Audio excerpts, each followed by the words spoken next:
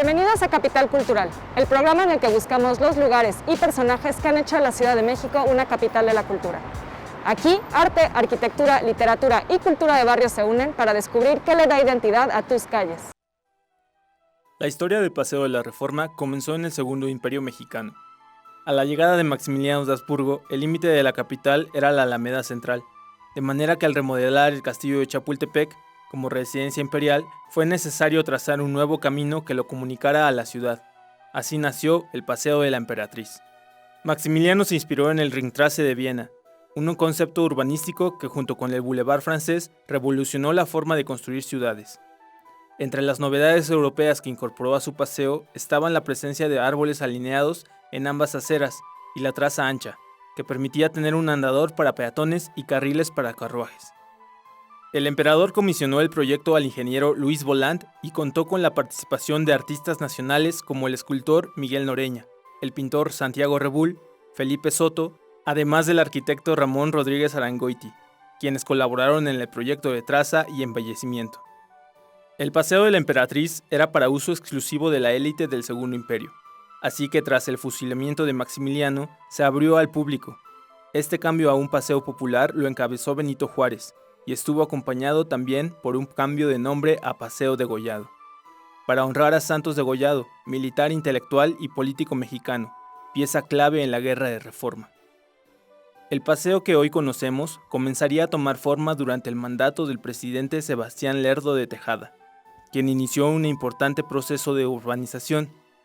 También fue durante su presidencia que se le cambió el nombre a Paseo de la Reforma.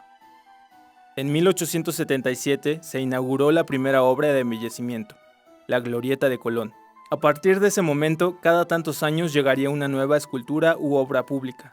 Se colocaron bancas de cantera y jarrones de bronce. Además, se erigieron monumentos como el de Cuauhtémoc o las estatuas dedicadas a los héroes liberales. Esa zona de Paseo de la Reforma ha visto una nueva revitalización con la creación de una ciclovía en su arbolado camellón. Inaugurado en 2019 por la jefa de gobierno Claudia Sheinbaum, es un sendero que puede ser compartido por los peatones y ofrece una solución de movilidad para los miles de paseantes que cada día se dan cita en nuestro Paseo de la Reforma.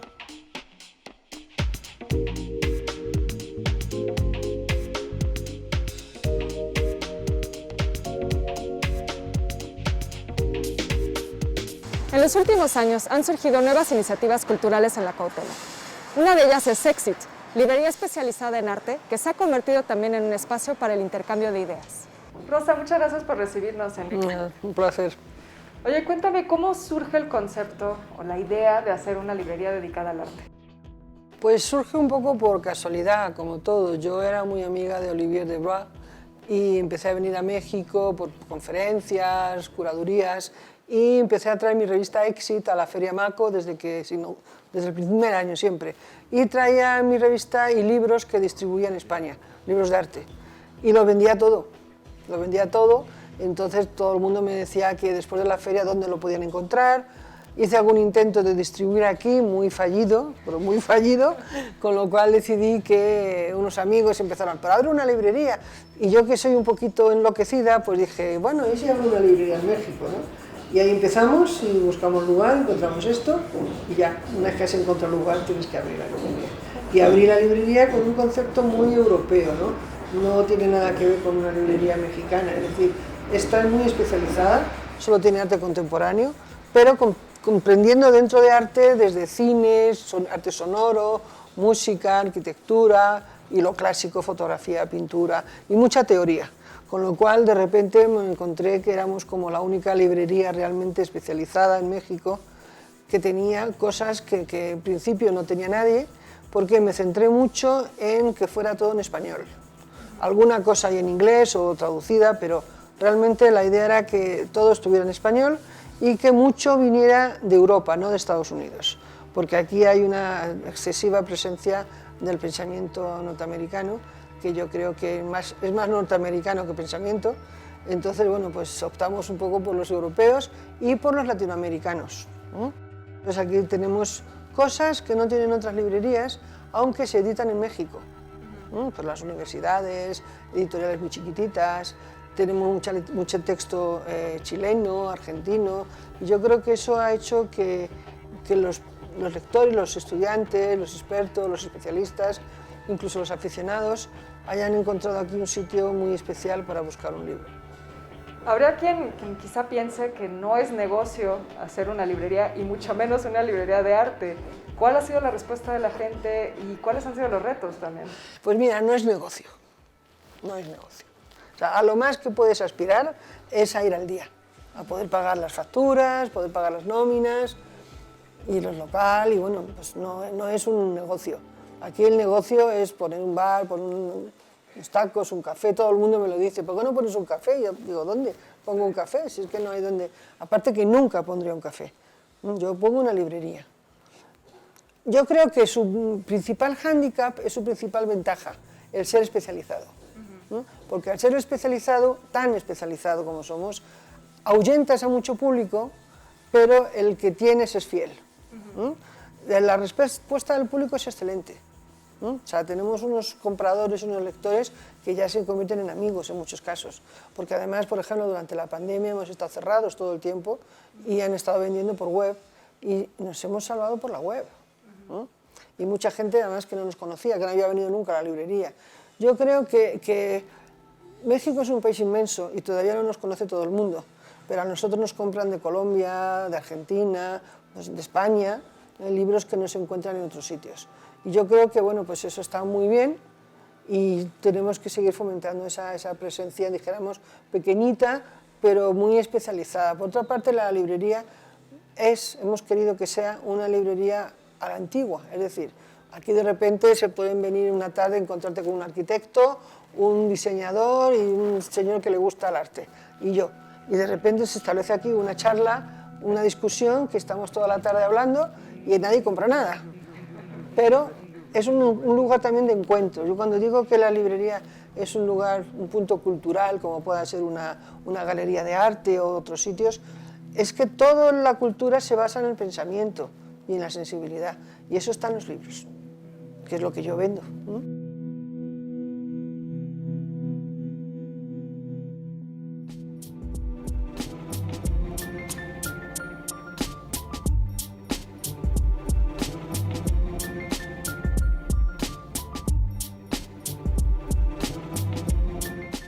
En la colonia Juárez sigue en pie el espacio que inauguró la tradición hotelera de esta zona, el Hotel Genève. Por sus pasillos se han cruzado diplomáticos, políticos, artistas e intelectuales de todo tipo desde inicios del siglo XX. Además de continuar operando como hotel, se ha convertido en un espacio cultural que conserva el espíritu de nuestro pasado porfiriano para el goce de turistas y capitalinos.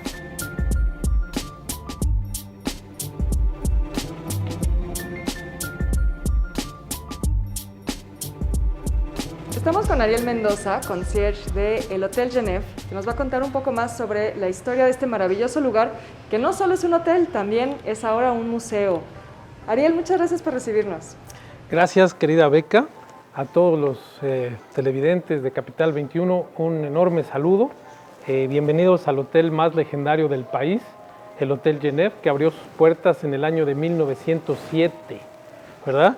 Aquel momento histórico donde por primera vez se presenta un hotel de estilo europeo para recibir a viajeros. En ese momento no había turismo, pero quiero comentarles que nuestros huéspedes llegaban de diferentes partes de Europa en carruaje a las puertas del hotel.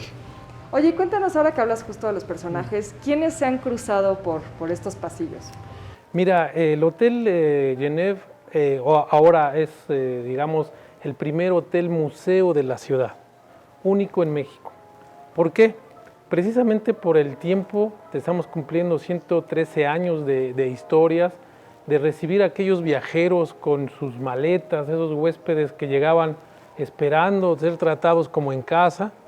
Y bueno, hasta la fecha nosotros somos testigos de esas personalidades, celebridades y huéspedes que han caminado por este legendario lugar. Por ejemplo, en el año de 1910 caminó por estos pasillos y tomó un desayuno con su familia el presidente Porfirio Díaz. Hay un cheque, que por ahí lo exhibimos, que pagó 30.25 pesos para el desayuno. y fue poco antes de que estallara la revolución en México. Algunos personajes de la cultura han pasado por aquí, según lo que pude ver en las fotos que tienen en el lobby. Fíjate, Beca, que tu pregunta me trae mucho a la mente los tesoros que nuestros televidentes de Capital 21 pueden encontrar en este lugar. Tenemos recorridos para nuestros visitantes que realmente ponemos a sus órdenes. Nos gustaría que vinieran a ser de alguna manera testigos, caminar por las columnas. Van a encontrar ustedes fotos, cajas fuertes, monedas del siglo XIX con las que se pagó. Inclusive van a encontrar estos libros, fotografías y hasta el piano de Agustín Lara en el bar del hotel. Que bueno, seguramente ahí le tocó a María Félix, María Bonita. Está el piano, es de maderas finas. Un recorrido que está abierto para todo tu público. Ok, pues muchas gracias Ariel por recibirnos, muchas gracias por hablarnos de la historia del Hotel Genève y por contarnos todo esto. Muchas gracias. Recuerden www.hotelgeneve.com. Hay muchas historias y anécdotas que contar.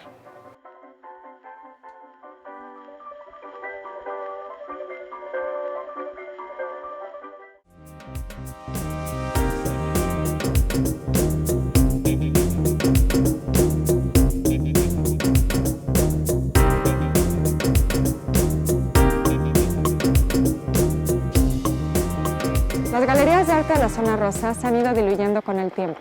Sin embargo, aún se conserva un espacio que sigue dando continuidad a esa historia, la Plaza del Ángel. Hoy nos recibe Plaza del Ángel Luis Felipe Salas de la Galería La Escalera de Cristal. Luis Felipe, muchas gracias por recibirnos hoy. No, bienvenidos. Oye, cuéntanos un poco cómo surge, cómo nace Plaza del Ángel, cuál era el concepto original y en qué se ha convertido. Nace de un proyecto hecho por, en aquel tiempo de los años 80, teníamos un presidente de los anticuarios que reúne cerca de 7, 8 anticuarios de La Lagunilla, de algunos sectores, por ejemplo, de aquí de Zona Rosa, que estaban un poco en diferentes calles, y crear un centro donde se vendieran antigüedades y tener una serie de eventos para estimular el mercado.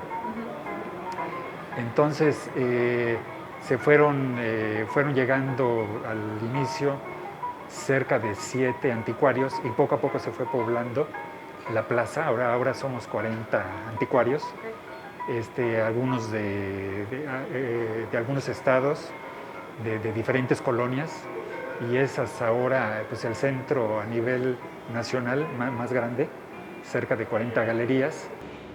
Tenemos también aquí un grupo de restauradores y nos visita mucho la gente. Nos visita mucho la gente porque también para promocionar las tiendas se realizó cuando inició como Plaza del Ángel, como centro de anticuarios, un tianguis sabatino. Y gustó tanto que se quedó también el tianguis, o sea, era para promocionar las tiendas, pero se quedó hasta la fecha. Sí, sí. Cerca de 32, 33 años tenemos ya con el tianguis y a la vez las tiendas. Felipe, ¿por qué no nos enseñas así las joyas de la corona de tu galería antes de irnos? ¿Cómo no? Claro que sí, pasemos a la galería.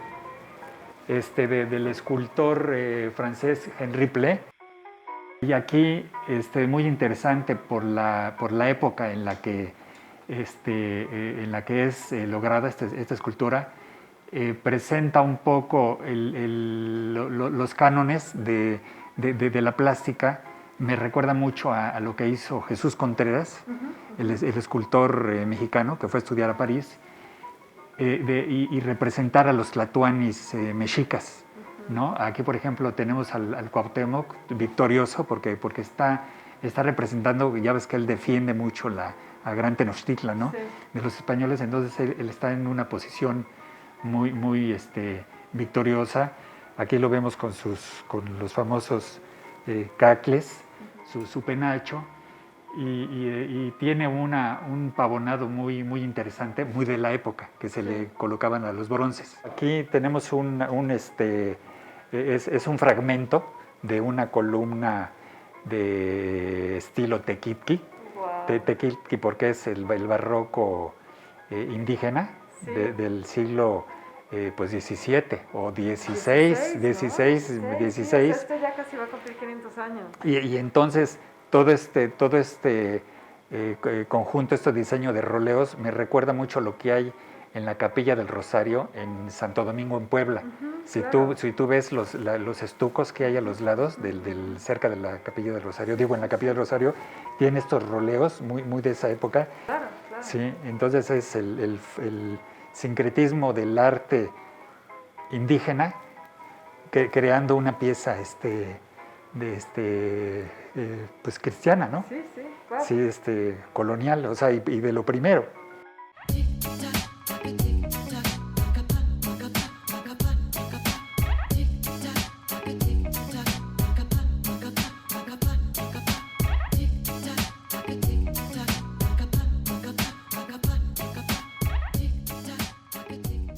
Somos Voces nace en agosto del 2009, nace en realidad como un proyecto cultural y surge mucho como respuesta a una necesidad social, a una necesidad del colectivo LGBT y también de los grupos adherentes, de los grupos feministas, de los grupos que se viven dentro de las disidencias sexogenéricas y que justamente necesitaban este espacio, esta plataforma, este lugar físico y también este apapacho en donde pudiera generarse un espacio de diálogo, un espacio de debate, un espacio de compartimiento de ideas, de saberes, de conocimiento, de experiencias. Y bueno, en realidad surge así como esta respuesta a la necesidad del colectivo de tener un lugar físico seguro, que pudiera cobijarles, que pudiera abrazarles y que además fungiera como una alternativa a todos los espacios que ya conocíamos de la comunidad. De repente cuando pensamos en comunidad LGBT, pues pensamos en ciertos estigmas, en ciertos prejuicios y en ciertos constructos que en general la sociedad ha construido alrededor de esta comunidad tan bella y tan rica en cultura, en ciencia, en experiencias. Entonces, bueno, Somos Voces nace de esta manera. Primero surge como una opción en primera instancia muy apoyada y muy empujada por la librería, por la literatura, porque bueno, nos damos cuenta de que no existían en México lugares, editores, editoriales, sí existían escritores, sí existen y han existido todo el tiempo productores de conocimiento, desde las letras, desde las artes, que abrazan la cultura, sin embargo no existía este espacio que generara pues esta conjunción. Muchos por ahí se han atrevido incluso a decir que somos la Suiza de la comunidad LGBT, porque bueno, en este espacio se da la oportunidad de que se escuchen y se den a conocer todas las voces que existen, desde todas las perspectivas, desde todos los vivenciarios. Entonces, bueno, para nosotros, para nosotres, para la gente, creemos que eso es Voces, ¿no? De inicio, este espacio que permite ser, que permite desenvolverse, que permite conocer, que permite adoptar saberes, conocer posturas, y bueno, a través también como de estos apapachos cálidos, ¿no? Porque al final de cuentas no solo somos el proyecto cultural, no solamente somos la librería, también tenemos una cafetería que funge como un espacio de seguridad para la comunidad y los adherentes. Existe un foro cultural que estaba hasta antes de la pandemia muy fuertemente activo, teniendo de hasta 30, 40, 50 actividades mensuales. Entonces, bueno, este es para mí el oasis. Este es un oasis de cultura, de saberes, de cariño y bueno, también funge mucho como este espacio para conocernos y reconocernos dentro de nuestras propias diversidades como seres humanos. Pues bueno, la gente nos conoce, la gente nos ubica, conocen muy bien el espacio, están familiarizados con el trabajo que hacemos y algo que me gustaría agregar y que me parece muy maravilloso es que también a través de la librería, a través del foro cultural, a través del proyecto cultural de Somos Voces, nos damos cuenta de cómo progresa la sociedad, cómo avanza, cómo se abre a las temáticas, cómo abrazan la diversidad, como les decía, porque nos damos cuenta de cómo se diferencia la respuesta de la gente por ejemplo, cuando íbamos a ferias, cuando acudíamos también a espacios fuera del local que tenemos aquí en ISA 23, también somos ferieros, también acudimos a estos lugares en donde se realizan las ferias del libro, porque consideramos que es muy importante que estos conocimientos se descentralicen y se socialicen con todo el mundo. Es bien importante que existan espacios como este y que además también existan proyectándose en otros lugares, en otras plataformas y en todo el país y en todo el mundo. Entonces, cuando salimos, recuerdo por ejemplo en 2016 que tuve mi primer contacto con la Feria del Palacio de Minería, que de pronto me encontraba con respuesta de gente que me decía como, ¿por qué estás vendiendo este tipo de libros? ¿Por qué estás trabajando con temática LGBT si nosotros queremos salir a la calle y tener un espacio de dispersión y de repente llego y me encuentro con un libro gay, con un libro trans, con temática lésbica? ¿Por qué estás haciendo esto? Entonces mi respuesta siempre ha sido como, nosotros de inicio no vendemos pornografía, esto que tú estás viendo aquí no está rompiendo con ningún límite, al contrario. Mi trabajo, el trabajo del espacio del proyecto es llevar la cultura, llevar la literatura a todos lados. Se acercaban a nosotros y nos decían, ayúdame porque la situación en el país es muy fuerte, hay mucha violencia de género y no quiero que mi hija pase por esto, no quiero que mi hija no tenga las herramientas para confrontar una posible agresión por cuestiones de género. No quiero que mi hija, mi hijo, mi hija que se está encontrando y se está descubriendo dentro de la diversidad sufra algún tipo de discriminación porque no conoce sus derechos y sus obligaciones como ser humano, como ciudadano mexicano y además como parte del colectivo LGBT.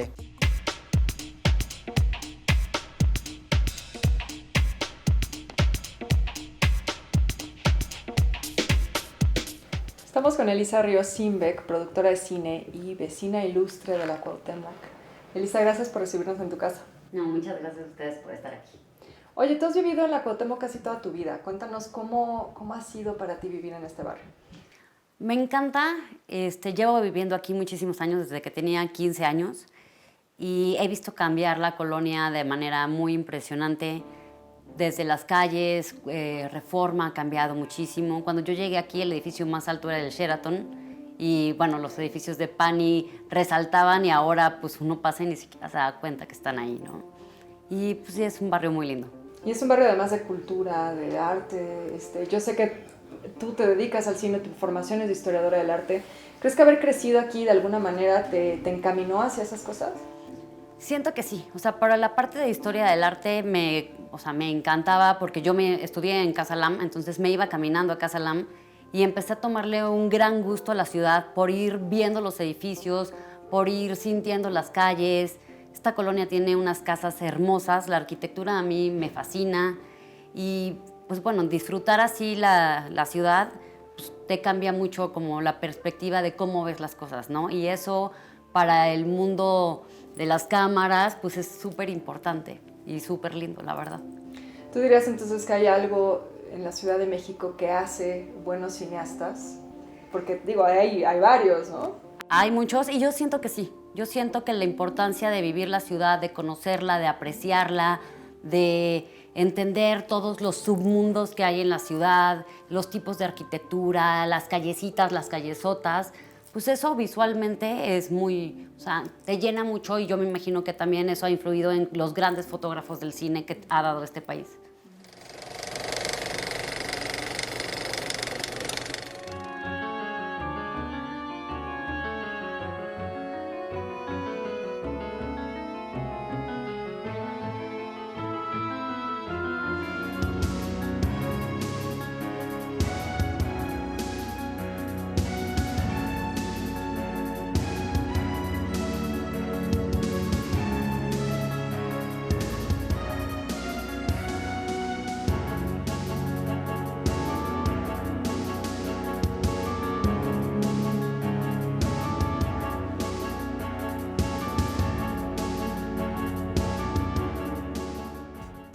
Así despedimos un capítulo más de Capital Cultural, programa dedicado a la Ciudad de México.